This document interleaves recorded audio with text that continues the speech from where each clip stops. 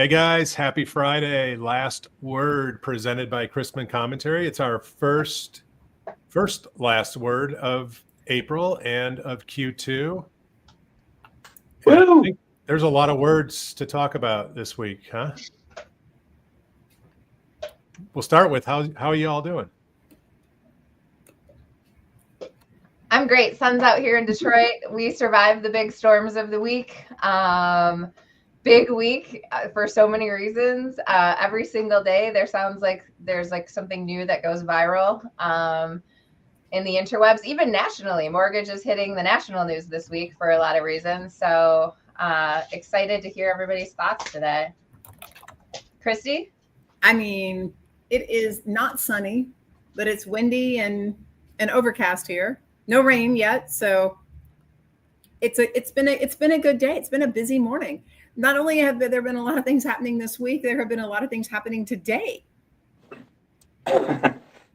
Yeah, it's a little windy here. Not as bad as yesterday in Newport Beach. No complaints. Nobody cares. Nobody listens anyway. The big news of the week, because we're in the mortgage industry, is that rates are down, locks are up. We're busy as hell. Like, let's celebrate that. Love that. How long are we to go before we talk about tariffs? I don't care. Rates are down, locks are up. We are all going to crush it in the month of April, and the month of May, and probably even June. Let's freaking go. Sorry, I feel liberated. I'm glad to see you have so much energy. I just hit my espresso and it's kicking in. You guys are in trouble. So let's start with rates, because yeah, they're down for sure. What's the early feedback that you're seeing, besides some of the obvious, a little bit of enthusiasm around that?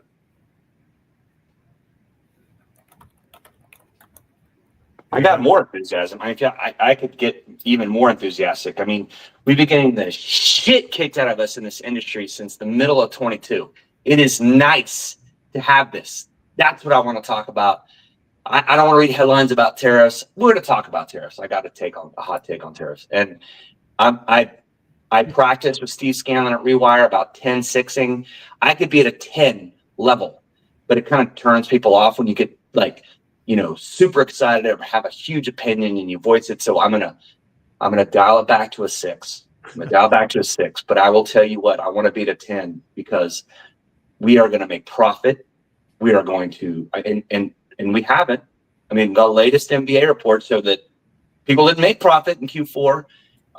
Maybe Q1 wasn't the best for everybody, but Q2 is looking to be really, really good. And so, yeah, there's some challenges out there. Yes, there's some uncertainty. Yes, there are people and their feelings out there that want to talk about all the possible negativity. I want to talk about reality and hard data. Rates are down, locks are up. It is freaking great time to be in our business.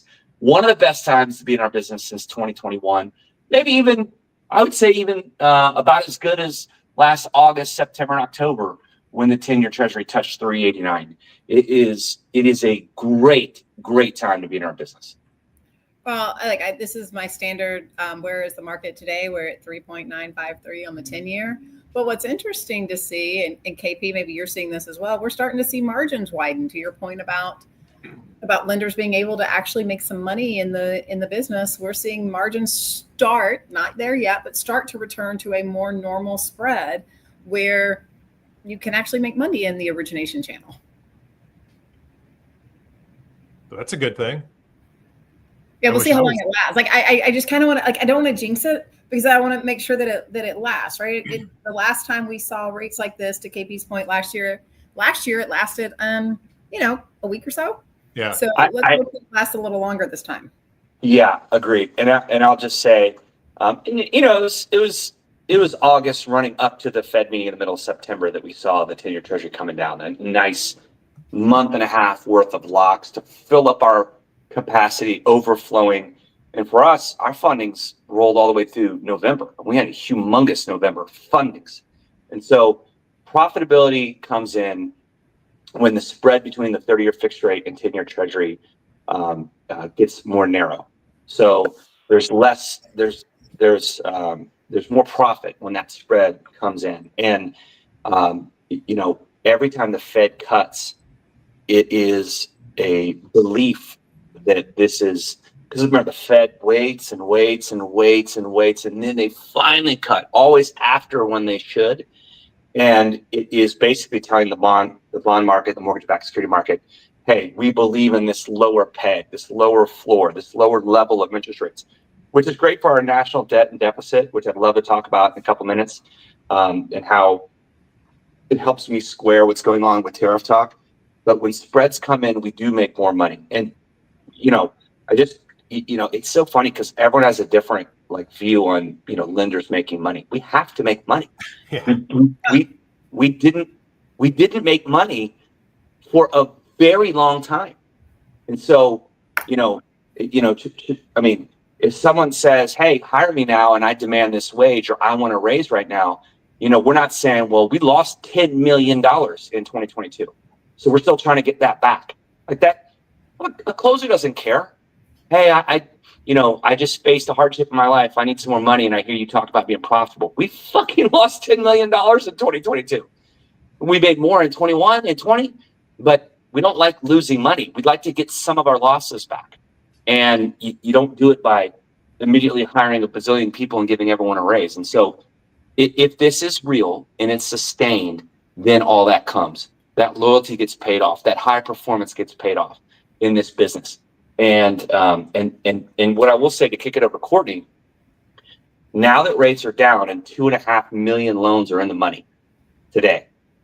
All right, all the loans we do in the last 2.5 years with higher rates that are all in the money for refinance. How good will the servicers be? How good will they be at taking that business and blowing out originators who call their former client when the loan's in a portfolio somewhere?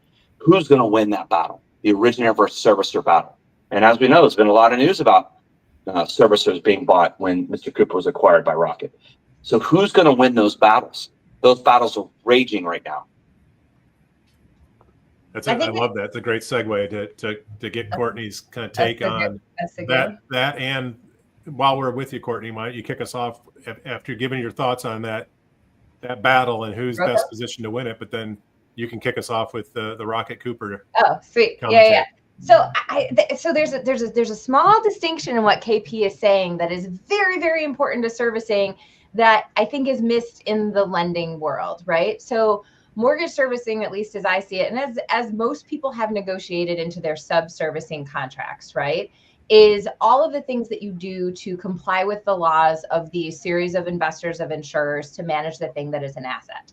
Something like recapture retention has been like the redheaded mistress in the middle of lending and servicing for a long time, because we look to servicers and say, well, are you going to do a good job of getting my assets back? And you can negotiate that in, but someone that's a pure servicer does not really understand recapture retention. You have to have somebody that has very good, just DTC, universal skip chops. I'll say chops.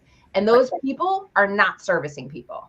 And I love servicing people. And by the way, for our call center at CMG, we hired a LO who had DTC experience to manage our call center, to manage customer care, so that they had that brain, right, of a salesperson that we've learned is so important, or in a different way important, because I was a servicing person before I came to CMG, and now I feel like I'm a hybrid model.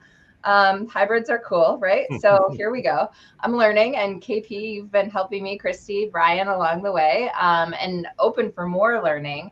But I think that, really good advice to anyone out there that's expecting their servicer to do that recapture retention, to call those consumers better than the LOs, or, all of these different highly energetic ways that Kevin framed it.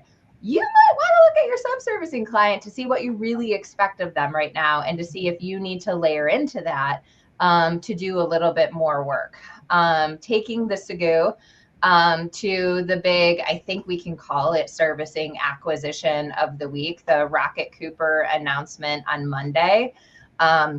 I had the honor of responding to the group email about the last word this week with genuine excitement because servicing news happened. And at the highest level, and then you guys tell me what people really want to talk about associated with this transaction. I think it's really, really interesting, right? Because Rocket is a really, really Detroit-centric company. I'm a Detroiter. I love living here. But we know that Rocket likes Rocket people in Detroit. And this is a huge acquisition out of Texas, right? Thousands of people in Texas that are working for this servicing organization.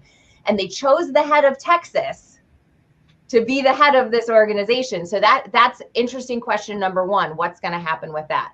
Interesting question number two is who's going to win, the Cooper consumer experience or the Rocket consumer experience? Both of these entities have that DTC capability. They've demonstrated that they're first in the market with that thing in the middle.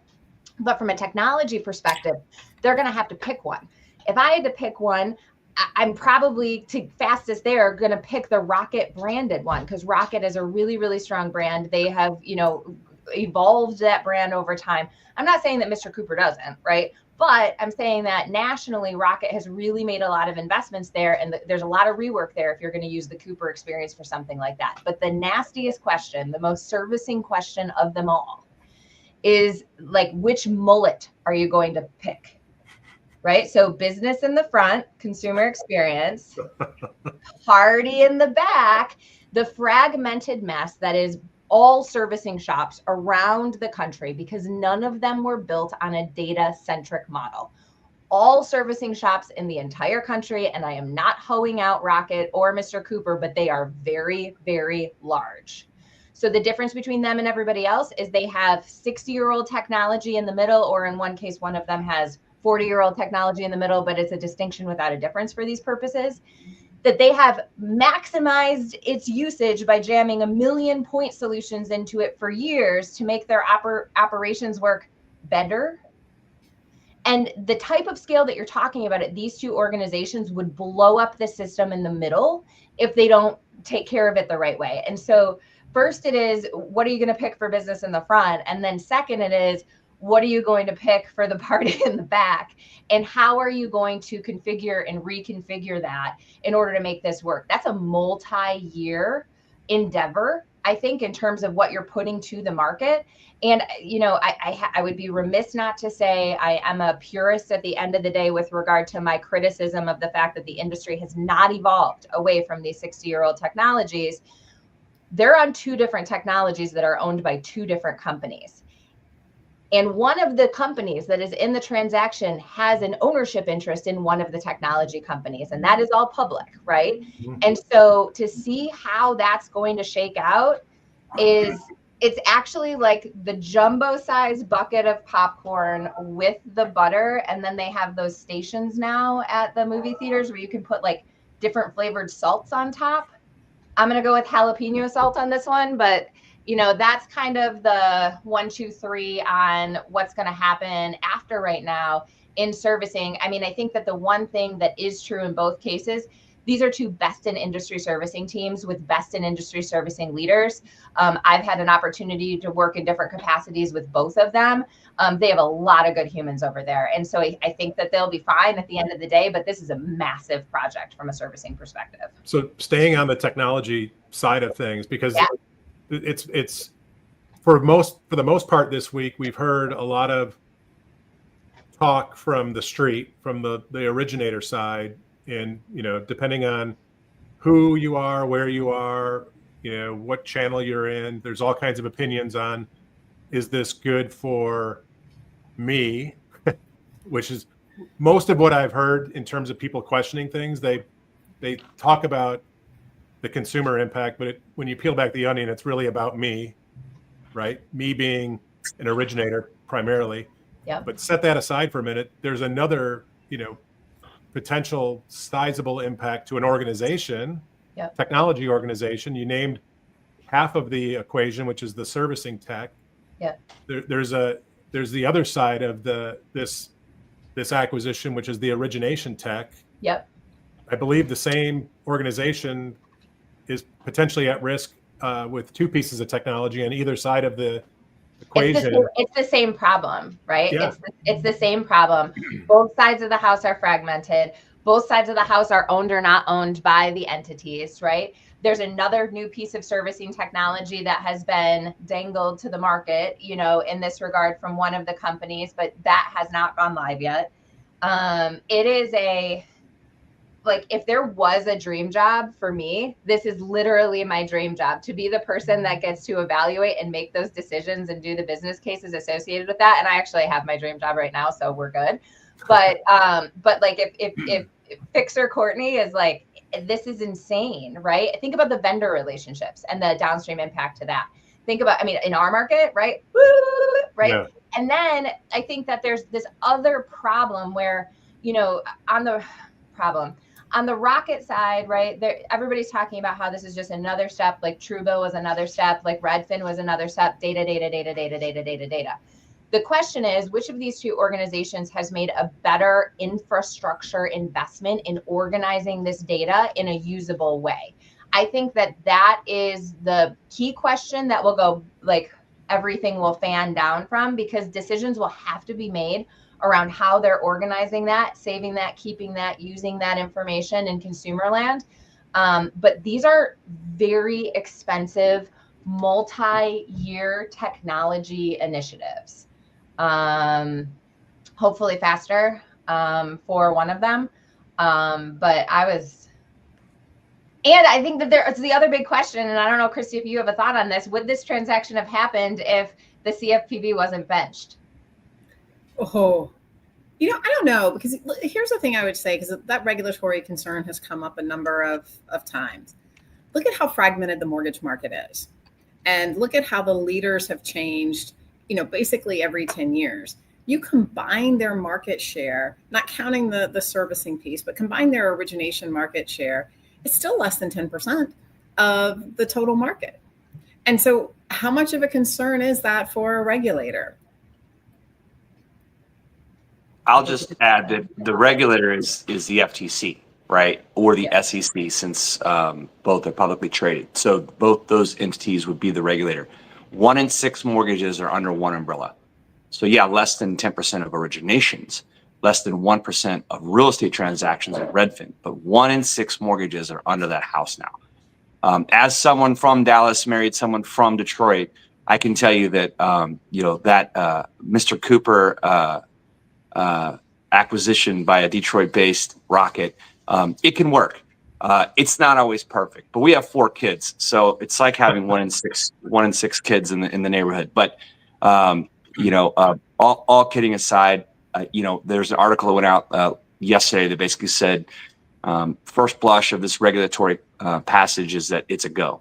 So it's going to be a go, and is more likely. And so, and to your point, Courtney, about the CFPB, you know, that would be, you know, if the CFPB is not such a hammer and they've been handcuffed, then, you know, that means if anything bad is happening, it's likely to go under the radar. And I don't think anything bad will happen. They're both very well-run companies. And I do agree. I think it'll be Rocket, and then Mr. Cooper name and dude with the glasses will go away. So you know, it's interesting because you sit there and, like, everyone's trying to automate their LOS to get assembly line underwriting to catch up to Rocket and, you know, and UWM and Freedom, who have already mastered that because they spent tens of millions on building up their tech. And a lot of us on Encompass, you know, we're about to get EMC, right? We're about to get the next gen. We're about to get the ability to, within our walls, build out more of an assembly line by assigning data fields to certain user roles, and multiple users can be in the 4,000 data points at the same time. And we're playing catch up. And so you sit there and go, well, once we do that and we get our costs produced down, we can compete with them. I mean, what's the next innovation? Boom. They bought Redfin. They bought Mr. Cooper, right? So the innovation continues, even if it's by good old fashioned revenue roll up and acquisition and M&A. And so who's going to buy Zillow? You know, who's going to buy them now, right? Who's going to come in and play that game? Who's going to become a servicer? You know, God, man, you got to love Matt Ishbia. Like, the next day, he's like, screw you, Mr. Cooper. We terminate our agreement. We're not selling anything. You're selling my enemy. We're out. I mean, they could just take and out. He put a bounty on Right. the bounty. loans, any loans that are with Mr. Cooper. Brilliant. I mean, it's brilliant. And so, there's more innovation to come, things that we didn't see coming. I saw a post on LinkedIn for something I've been saying since the Redfin acquisition, and I think I said it on here, but I could absolutely see in Rocket TPO, I could see them taking some of their branches who already send them 90% business, go, why don't you just be a retail branch of Rocket? That's what, Better is doing that with the Neo group. And so you can't give a thing of value like a Redfin lead or a Mr. Cooper lead to a third party without charging them. And brokers don't want to pay, but if they're hanging their shingle and they are a true Rocket branch in retail, distributed retail, I could see them, saying, okay, now you're part of us. So now here's what you get to sweeten the pot. And that'll work for some business models. And I could see that coming. And so I've been calling that pretty openly for about a month. I think someone posted it, 2 days ago. I think there's a lot more innovation to come. There's some consolidation to come, and people got to get their costs down. Servicer, and Courtney, to your point about how long it will take to aggregate the data as a bigger servicer, at the end of the day, just for rough numbers, whatever they spend, how much time they spend will be worth it, because the customer acquisition cost for an originator out hunting for a first-time home buyer, it's about $500 per transaction. It's only $100 on a refi. And so you look at, that's 20% the cost. You look at, a great company like Freedom, who we sell loans to. They were blowing through people by 100 basis points last year to our next best aggregator we sold to, and their retention's amazing. And so that bet of buying up business last year by Freedom is likely paying off right now. I bet their phones are ringing off the hook in the retention team. So, set the hooks in a little deeper with some of those, I would say, retention clients. And so, again, the battle between originator and servicer rages on. Hey, Christy, I'm curious, in your seat at a credit union, like what was the reaction around the table in terms of what does this mean for our business as a credit union mortgage originator? Or is it kind of a non-event? I don't know that's the conversation. I think the conversation really is similar for me as it is for KP, as it is for Courtney. And this is a wake-up call. If you haven't been focused on your business, if you have been sitting back saying, well, the next cycle is going to come, we're going to see rates drop, we're going to do whatever, and we're going to continue to wait like we have in the past. If you aren't thinking about what's next as a leader, then it doesn't matter if you're sitting in a credit union or you're at an IMB, whether or not you retain servicing or don't retain servicing. You've got to look at your model. You've got to look at your cost to originate. You've got to look at your client acquisition. You've got to look at your client retention. And you've got to really create a plan that's going to let you succeed for the next 10 years. And that plan is not going to be, well, we're going to get this drop in the 10 year. We're going to start to make more money and we're going to do whatever. That's the icing on the cake. You've got to have a solid business model and a solid plan, and you really need to be running your business day to day. I do feel like I'm a little bit of a broken record, that I feel like I'm always the one to bring us back to that reality of, hey, blocking and tackling and making sure you're doing the thing. Yeah, I guess I think of it, I agree with you 100%. And I would say, irregardless of your size and scale and scope of your business, the playbook is in front of you now, right? Now, can you run a similar playbook as a local, single state or multi-state lender? I think the answer is yes. Of course, it's not going to be at that size and scale, but I think that's the playbook is there. The playbook is this kind of ecosystem around the consumer. Well, and how deep are you with your vendors? This is another conversation that I think is really good. How deep and integrated are you with them? And are they true partners? And how are you influencing the roadmap so that you can create this type of innovation in your shop, even if you don't have the developers on staff or the cash to pay for it? How are you leveraging your partners? How are you making sure you're with the right people? Like these are really important conversations that if I were a betting human, I might be betting that most people aren't having with their vendors. They don't know what's on their vendor roadmap. And you're going to get caught short if you don't have the answers to these questions. Okay, let's let the people eat cake. They want to talk about tariffs. We got 4 minutes left. We got to talk about it. So, ladies first, and then I'll drop my 10-6 hammer. I'll try and be a 6. By the way, Courtney, did you hear that? Yeah, He said I heard it. ladies I know. first. That's what it's the way to do it. You become Frank Sinatra. If you never say the word girl again, everyone out there in the last word community, never say the word girl again. Just say lady, and you will always sound like a Rat Pack member. Kevin, thank you for being a member of the Rat Pack. It was beautiful. Before someone else talks about tariffs, I just want to put a little bit of sprinkles on what Christy just said, which I think is really important. If the lending community continues to go to the same 2 primary vendors for all of their end-to-end technology solutions, we're going to be in the same place that we are with regard to efficiency and the ability to move things forward over and over again. We repeat the definition of insanity from my perspective in this place over and over and over again. And not only the vendors that you work with in terms of, title and, flood and all the other things that we all need on both sides of the house. But I think that it's really a great opportunity for somebody to get in there and do something different, offer something different. And I also think that there's more room for collaborative models. I think that there's a lot of against, and there's a lot of things that a lot of us do the exact same way at the end of the day because the rules control it. How can we get more collaborative around that? In order for more of us to eat bigger pieces of cake. Yes, it does require maybe men that use the word girls to drop their egos a little bit, to think more collaboratively, more openly. But it's 2025. Some of the most successful models that we see outside of the mortgage industry are companies that are working together, not necessarily so somebody gets $5 for a new pair of shoes, right? But for the common good of both entities being larger, more impactful. And I think that mortgage needs to pull its head out of its sand about that. Mortgage probably also needs to pull its head out of the sand with regard to tariffs. So who would like to talk about it? I can't say you go, girl. Yeah. No, you go, lady. No. I grew up. Good girl, so we'll keep that one. Yeah, well, I did start with ladies first. All right, Christy, you're up, and then I get a minute to talk tariffs.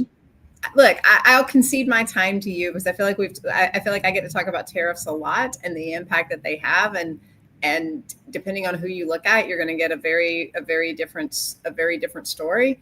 And look, next week the tariff numbers might be different, but today they're driving the market changes, and we're seeing positive impacts. So at some point you have to look at your own best interest, and it is in my best interest for whatever is happening in the market to have a positive impact on rates like it is. So I'm going to stand back and cheer just a little bit. Now, whether or not that's the right answer for the country and the right answer for future trade, then I think it's got to go to somebody above my pay grade. And nobody knows. So let me. This is my independent thought. Okay. So let me say it as a 10, which turns people off, and then I'll dial back to a 6. We are broke. We are broke as a nation. We are broke. We have a 222% debt to income ratio. I wouldn't give you a penny on any loan, no matter what. And DU would never say it. We are at one point in 23, a 126 DTI. So think of our nation as a loan, which we do every day. Our DTI is unsustainable. We are broke. Okay, so let me be a 6. What are you going to do about it? What are we going to do about our high GDP or debt to GDP? What can we do? Have we done anything other than spend more fiscally out of DC, which we'll be at next week? Advocacy Week for MBA. I think TMBA is out there. I'm on the board together with Brian, Broker Action Coalition. So I'll be there Monday through Thursday telling senators and representatives, hey, you went too far on the H-1B visa for non-permanent resident aliens. You need to pass trigger lead reform. And by the way, we're broke, and these things help us. You guys need to get more fiscally responsible. So if the tariff negotiation, which was kicked off on Liberation Day on Wednesday, started at a high point, that's to get people to the table. And we hold the cards from a consumer standpoint. And not surprising, the biggest other card holder, China, okay, whose economy is slowing, who holds the manufacturing card, which, by the way, we shipped all of our manufacturing, gave them leverage over us to squeeze us. Shine and Temu, they were excluded on Liberation Day, so you still get cheap crap. And I won't use any expletives, Robbie, my moral compass. I will just say it in a way that, we're broke and we need to do something about it. We need a little bit better trade balance. And this gets people to the table to have those conversations with 50 nations and then the other two that were named Canada and Mexico before. I think there'll be a 10% floor when this is all said and done, which is $320 billion in our $3.2 trillion of intake from foreign goods. And that's real money that goes back in our pocket. In California, 27% of people here are under the radar and pay no income taxes. No income taxes. They put nothing in the kitty and they drain all the resources. And this state is broke. We are absolutely broke. Now we got to pay for fires and insurance. We are broke. Before anyone says anything about tariffs, just start with that in the back of your head. What do I do when I'm broke? Maybe I spend less. Maybe we're not $1 million income earner. Maybe we become a $700,000 income earner as a nation. If the DTI is good, we'll still give you a loan. You just might have to have a smaller house. That's what it's about. We're broke. We've shipped all our manufacturing away and we're absolutely broke and we've never done anything about it as a nation. And I'm not saying this is the right path. And I'm not saying where we are today is where we're going to end up being. And I have no idea if we're going to go into a recession. I don't like watching my stock market on paper bleed red all day today and yesterday. Thank God I bought a put 2 days ago, make a little bit of money back and hedge my losses and realize gains with that put being closed out. But we are broke as a nation and we need to do something. So it's good to see the conversation has started. I don't know where it's going to go from here. KP, 24 hours and 57 minutes shorter than Mr. Booker's talk. God bless that guy. He was wearing a diaper. It had to be. Well, guys, I'm almost certain that we'll have as much, if not more, to talk about next Friday, and certainly for the several Fridays to come. Always love these times to get together, get your thoughts on things that are impacting our business, things that are impacting the humans that run our business, and ultimately the consumers that we all serve. Love doing this with you guys. Glad I was able to get on screen this week versus hiding in the background last week. But until next Friday, this was The Last Word, brought to you by Chrisman Commentary. Thanks, guys.